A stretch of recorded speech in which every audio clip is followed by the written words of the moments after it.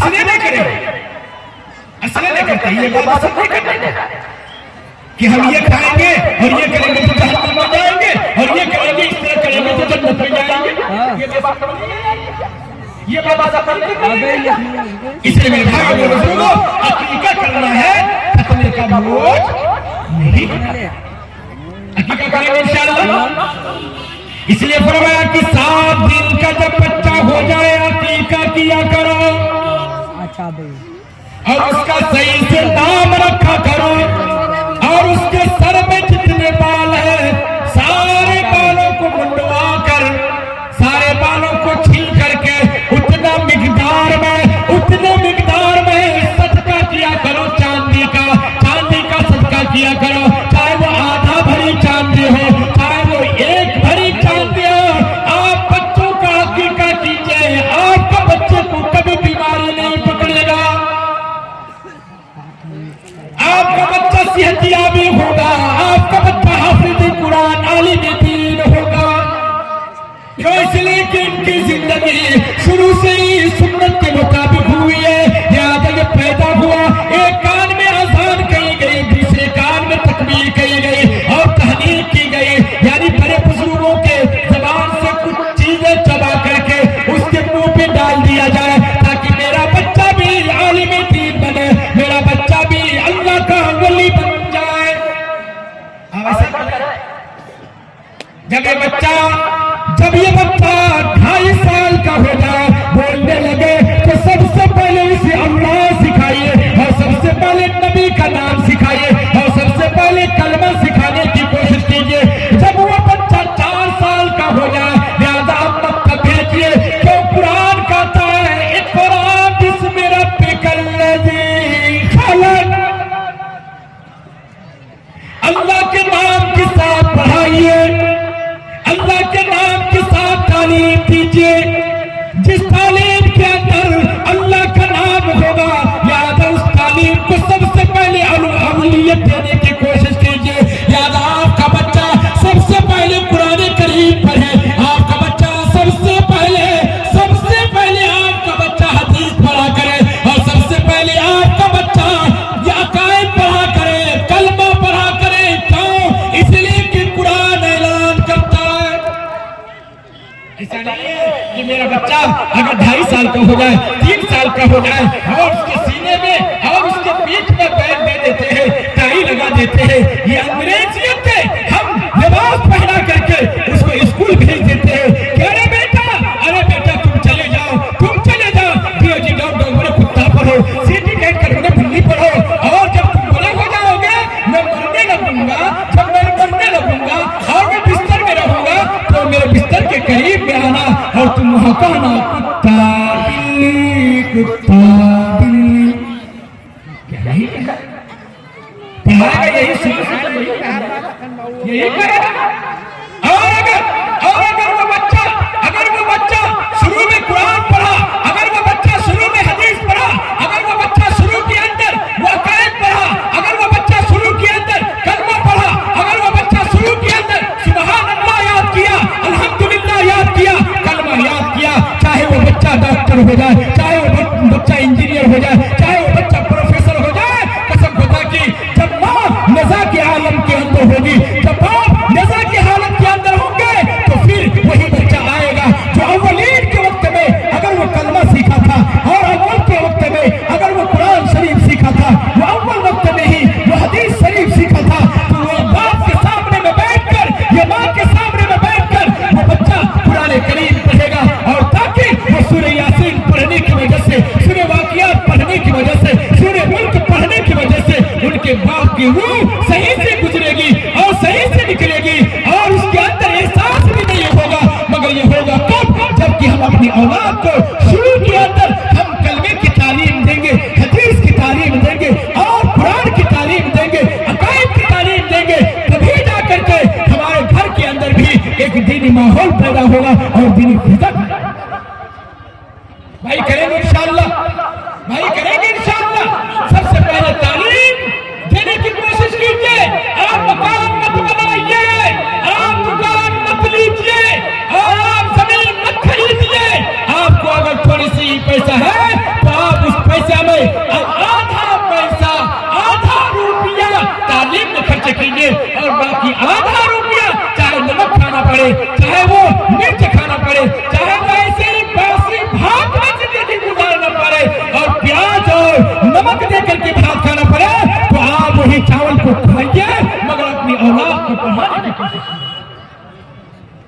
मगर होता उल्टा।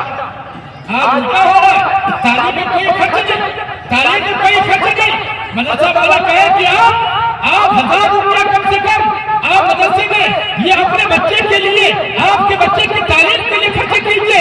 तो पैसा नहीं है, 1500 रुपया आपके लिए पैसे नहीं है, और आपके लिए तो मकान माशाअल्लाह संगे नंबर का लगा हुआ है, और बेहतरीन ये घर और मकान बने हुए, और उस पर भी ईंट का महल पसंद नहीं, और ईंट का महल पसंद नहीं, उसमें पत्थर लगेगा, और उसमें टाइल्स लगेगा, और उसमें संगे मरमर लगेगा, और बेहतरीन कुमकुमे लगेंगे, और क्या शानदार, क्या शानदार। और ये सोचता है कि मुझे ये मकान में हमेशा हमेशा रहना है। नहीं मेरे भाइयों मेरे बुजुर्गों, वक्त आएगा कि ये मकान टूट जाएगा, मगर जो इल्म सीखेगा, लिहाजा इस इल्म की बरकत से अल्लाह दुनिया के अंदर भी इज्जत देगा, कब्र के अंदर भी इज्जत देगा, हशर के अंदर।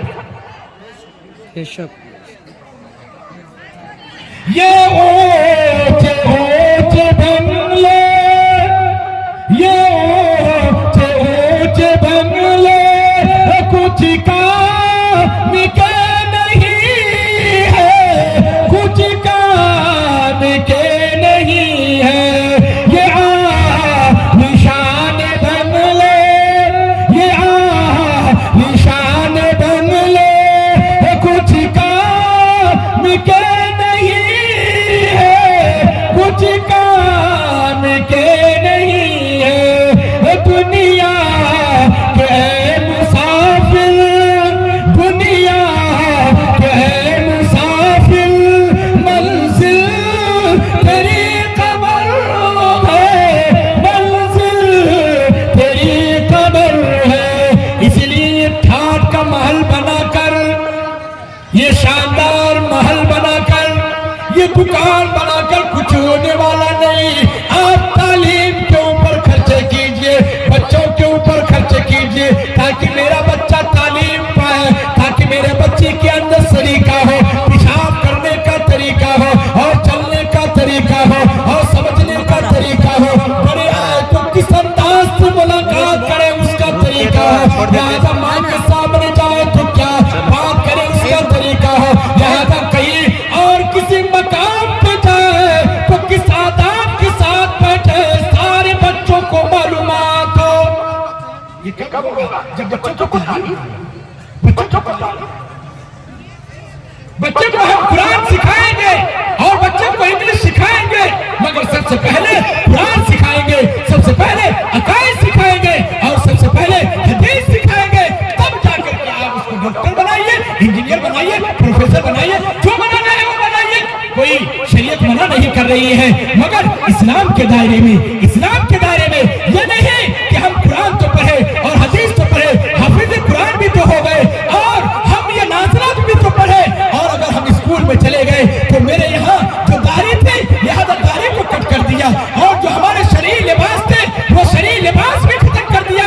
और मेरे भाइयों मेरे बुजुर्गों, कौन कहता है अरे हिंदुस्तान के अंदर कोई ऐसी जगह नहीं है जो कि ये मजबूर करे कि तुम दाढ़ी नहीं रख सकते हो, ये मजबूर करे कि हम ये कपड़े नहीं पहन सकते हो, लिहाजा कोई मजबूर करे कि टोपी नहीं लगा सकते हो।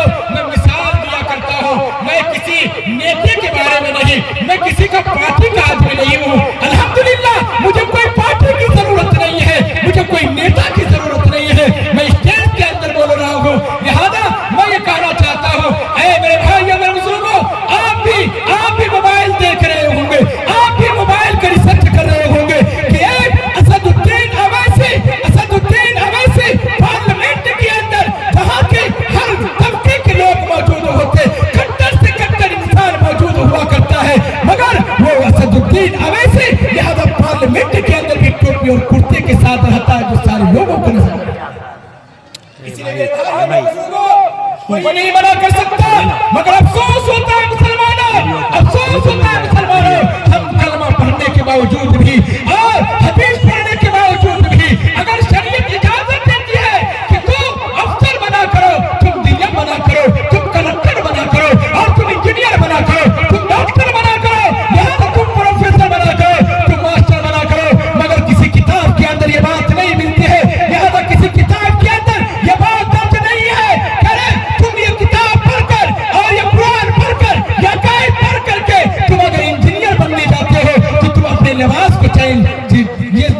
को तब्दील कर लो, या अपने लिबास को बदल लो और अपने अकायद को बदल लो और अपने लिबास के अंदर चेंज कर लो।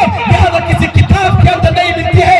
ऐ मुसलमानों, हम कुरान पढ़ने के साथ साथ अगर हम डॉक्टर बनेंगे, अगर इंजीनियर बनेंगे, तो शरीर लिबास के साथ जिंदगी गुजारेंगे। तो कसम खुदा की जिस तरीके से हाफिज कुरान की इज्जत हुआ करती है, कई गुना बढ़ करके उस डॉक्टर की भी इज्जत होगी, उस इंजीनियर की भी इज्जत होगी, उस प्रोफेसर की भी इज्जत होगी। क्यों? इसीलिए कि इज्जत देने वाला अल्लाह की जात है, कोई इंसान किसी को इज्जत नहीं दे सकता। परवरदिगार कुरान करीम के अंदर फरमाया, वो तो इज्जत मरतशा वो तो सिल्लमतशा बियदिकल खैर। कुरान कहता है कि मेरा बंदा, तुम इज्जत किसी जमींदार से चाहते हो? क्या तुम इज्जत किसी इंसान से करना चाहते हो? क्या तुम इज्जत किसी इंसान से करवाना चाहते हो? लिहाजा इंसान के बस की बात नहीं कि किसी को इज्जत दे, लिहाजा किसी नेता के बस की बात नहीं कि किसी को इज्जत दे, लिहाजा किसी जमींदार की बस की बात नहीं कि किसी को इज्जत दे, लिहाजा किसी पैसे और दौलतमंद वाले की ये हकीकत नहीं है और इसकी कोई औकात नहीं है कि किसी को इज्जत दे। कसम खुदा की इज्जत देने वाला रब्बे कायनात की जात है।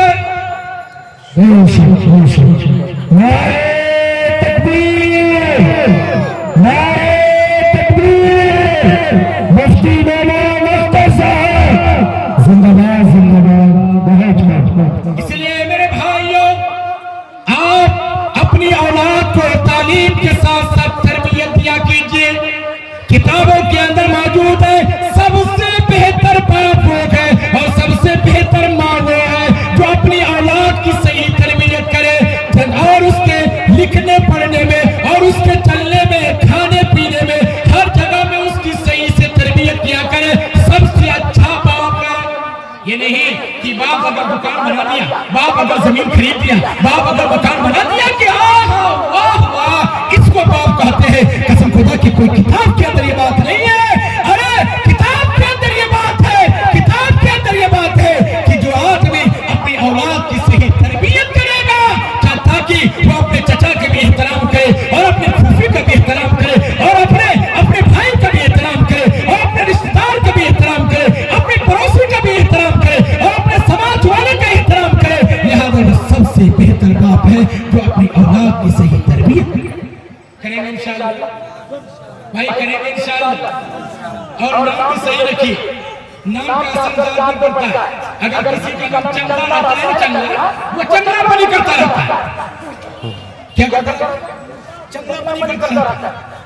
इसीलिए देखिए इसका नाम कितना बढ़िया है, अशरफ। इसका नाम अशरफ सबसे ज्यादा शरीफ है। ये मीडिया वाला अशरफ नाम है सियामपुर का और बहुत ही बेहतर लड़का है, बहुत ही बेहतर। और क्या इसकी अक्काशी और क्या ये अपना तर्ज कलाम और कैसी जिंदगी गुजार रहा है। अगर मैं इसके सवाले को बोलना चाहूँ तो 1 घंटा लग जाएगा। मेरे भाइयों, मेरे बुजुर्गों, अशरफ नाम है और बहुत बेहतर नाम है। लिहाजा अपने बच्चों का नाम सही और दुरुस्त रखा कीजिए और अपने बच्चे को सबसे पहले तालीम देंगे इंशाअल्लाह। भाई तालीम देंगे तो बढ़ोतरी होगी, तालीम देंगे तो छोटे होंगे, तालीम देंगे तो इज्जत मिलेगी। तालीम अगर होगी तो उस गांव में तरक्की होगी, तरक्की होगी। तालीम नहीं तरक्की। आपको मैं बताऊं दुनिया के अंदर तालीम तो जो है ही है, मरने के बाद भी यहाँ आलिम की जरूरत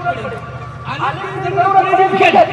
है साहब, वहाँ जब तक आलिम नहीं रहेंगे मसला जन्नत में भी होने वाला नहीं। जन्नत में चले जाएंगे, लिहाजा वहाँ पे भी आलिम की जरूरत पड़ेगी। आज तो आलिम को कोई अच्छी निगाह से नहीं देखता। हम लोग मदरसा वाला है, दारुल सिद्दीक में डेगा चौक में खादिम हूँ, मैं नौकर हूँ और वहीं पे नौकरी करता हूँ। और अगर किसी रास्ते से चलते हैं तो ये सोचता है कि नहीं मुफ्ती साहब आ गए, लगता है चंदा करेगा, भाग। अजीब गरीब मामला।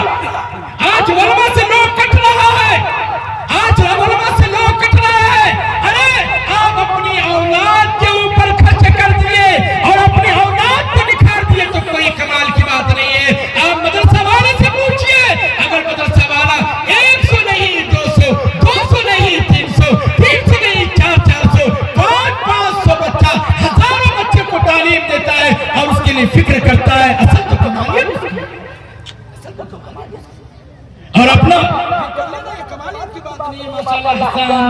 हसनात बाबू जिंदाबाद जिंदाबाद।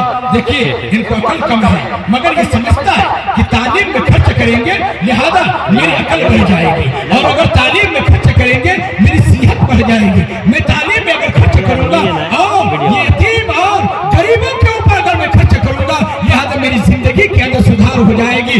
और ये आदमी अकल कम है मगर इसके अंदर अकल कैसे दे देंगे, हालांकि एक एक पैसे का मौलाना फैयाज साहब अभी मौलाना फैयाज साहब आइए। मेरे मदरसे के नाज़िम तालीमात है, अल्हम्दुलिल्लाह मेरे इदारे के अंदर 400 बच्चे रहते हैं और 14 उस्ताद हैं, उनमें से नाज़िम तालीमात मौलाना फैयाज साहब माशाअल्लाह। ये देखिए इस आदमी के अंदर देखिए, इसके हुस्न इनके हुस्न देखिए माशाअल्लाह माशाअल्लाह। अल्लाह बेहद कबूल फरमाए। ये अपना तारीफ खुद करवा रहा है भाई।